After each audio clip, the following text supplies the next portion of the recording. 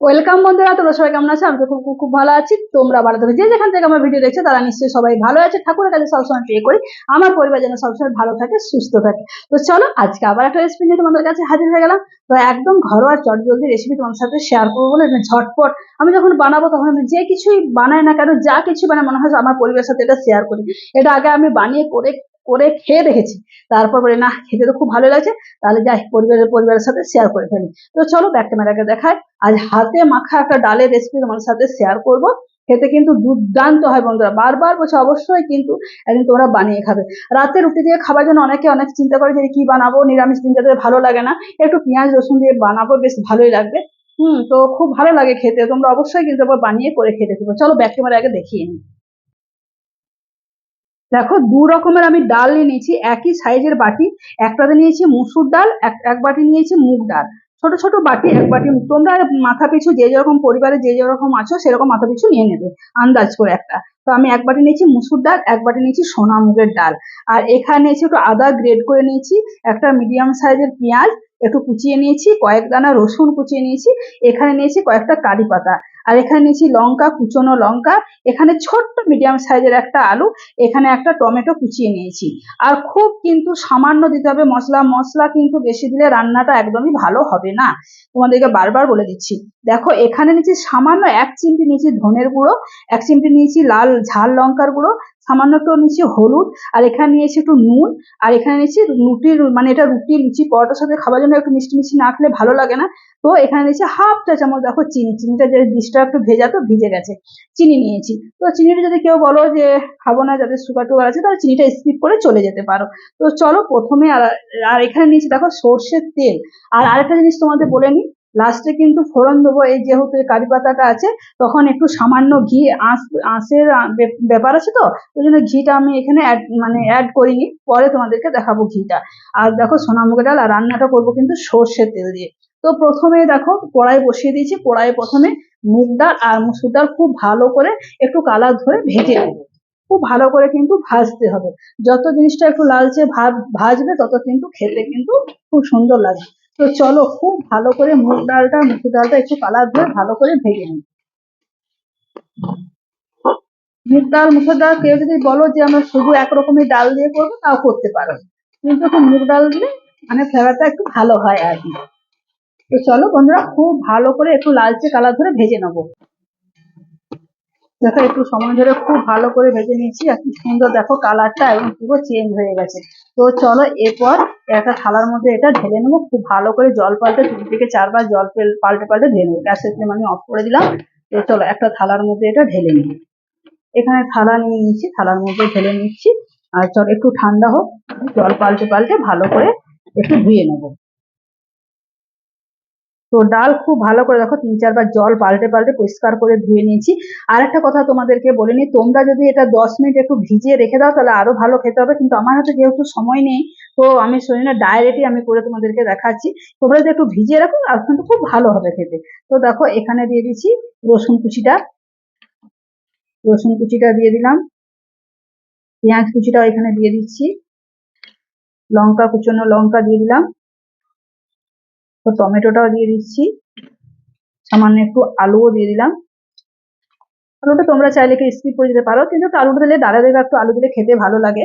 আর এখানে দিয়ে দিলাম মশলা, 4টে মশলা। দেখো মশলার মধ্যে নুন হলুদ চিনি মিষ্টি এগুলো তো দিতে হবে, সামান্য একটু জাস্ট ধনের গুঁড়ো দিয়েছি।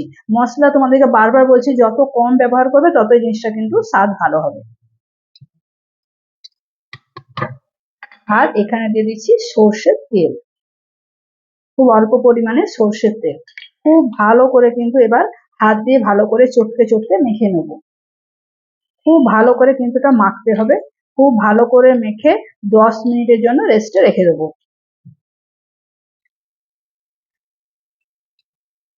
খুব ভালো করে হাতে মাখিয়ে এখন 10 মিনিটের জন্য রেস্টে রেখে দেবো। তারপর কড়াই বসিয়ে এটা আবার বসাবো। তো দেখো বন্ধুরা খুব ভালো করে তোমরাও কিন্তু এরকম আমার মতো ডলে ডলে হাত দিয়ে কিন্তু ভালো করে মেখে নেবে। আমি কিন্তু দেখো হাত দিয়ে পুরো একদম ডলে ডলে মেখে নিচ্ছি। তোমরাও কিন্তু এইভাবে ডলে ডলে মেখে নেবে, যাতে কাঁচা লঙ্কা পেঁয়াজের ফ্লেভারটা ভালো করে ডালের মধ্যে ঢুকে যায়।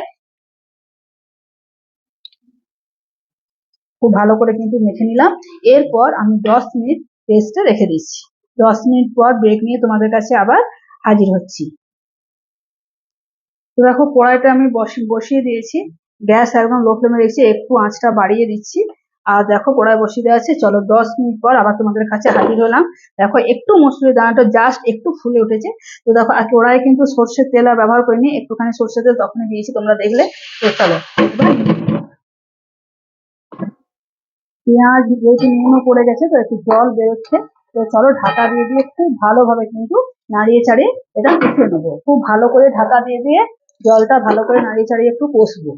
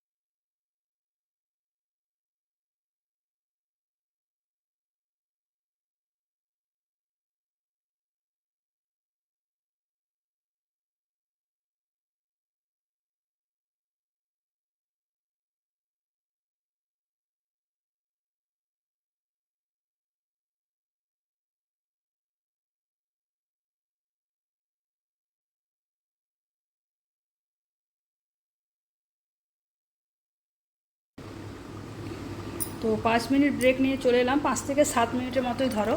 তো দেখো কী সুন্দর, দেখো ডালটা আমার সম্পূর্ণ হয়ে এসেছে।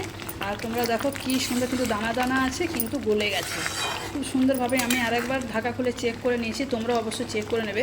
তোমাদেরকে দাঁড়াও দেখাচ্ছি। দেখো তোমরা দেখো একদম মুসুর ডাল কিন্তু গলে গেছে একদম। এরকম কিন্তু দানা দানা একটু খেতে ভালো লাগে। দেখো একদমই গলে গেছে। আর মুগ ডালটাও কিন্তু একদম গলে গেছে। খুব গরম আছে, দেখো মুগ ডালও ভেঙে যাচ্ছে। এরকম এটা দানা দানা কিন্তু খেতে কিন্তু ভালো লাগে। আর কিন্তু আমি এক্সট্রা জল দেবো না, একটু একটু মাখো মাখো খেতে ভালো লাগে। আমার মনে হচ্ছে আর একটু জল দিতে হবে। তো সাইডে আমার গরম জল এরকম রাখাই আছে। তো জাস্ট আর একটুখানি আমি দিলাম, কেননা যেহেতু ডাল তো টেনে নেবে, আলু দেওয়া আছে যেহেতু। চলো আর সাইডে আমাদেরকে দেখায় একটুখানি ঘি আর একটুখানি সাদা তেল নিয়ে নিয়েছি। তো গ্যাসের ফ্লেম দেখো জ্বালিয়ে দিয়েছি।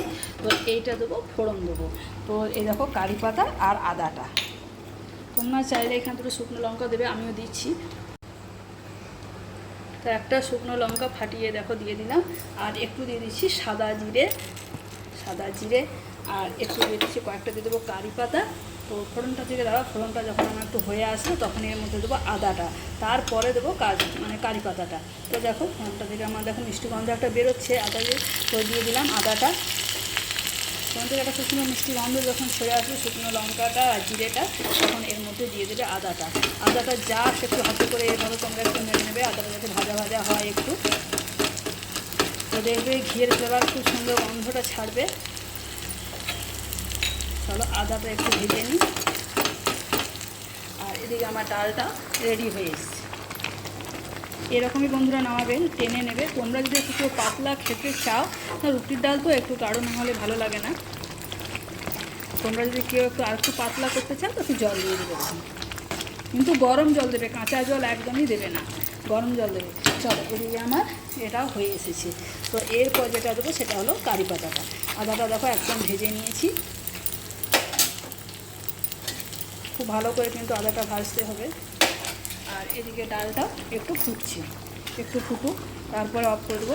আলুও কিন্তু একদমই গলে গেছে, আলুটা একদমই ছোটো ছোটো করে অবশ্য দিয়েছি। এরপর দিয়ে দিচ্ছি কারি পাতাটা। কারি পাতা দিয়ে খুব ভালো করে কিন্তু নাড়িয়ে একটু ভেজে নেবো। কারি পাতাটা যদি আগে ফোড়ন দিয়ে ভাজতে তাহলে গন্ধটা পাওয়া যেত না। কারি পাতাটা খুব একটা ভাজবো না, গ্যাসে একটু নাড়াচাড়া করে নিয়েছি। দেখো আমার হয়ে গেছে। চলো এই কারি পাতাটা হয়ে এসছে। এদিকে গ্যাসের ফ্লেম আমি অফ করে দিলাম। এটা গ্যাসের ফ্লেম আমি অফ করে দিলাম। তো চলো কারি পাতাটা কি সুন্দর দেখো আমার মুচমুচে ভাজা হয়ে গেছে।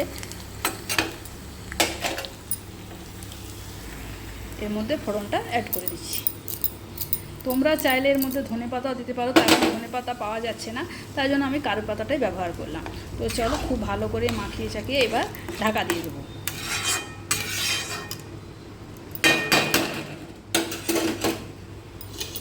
দেখো ঢাকা দিয়ে দিচ্ছি, দাঁড়াও 2 মিনিট পর তোমাদেরকে দেখাচ্ছি।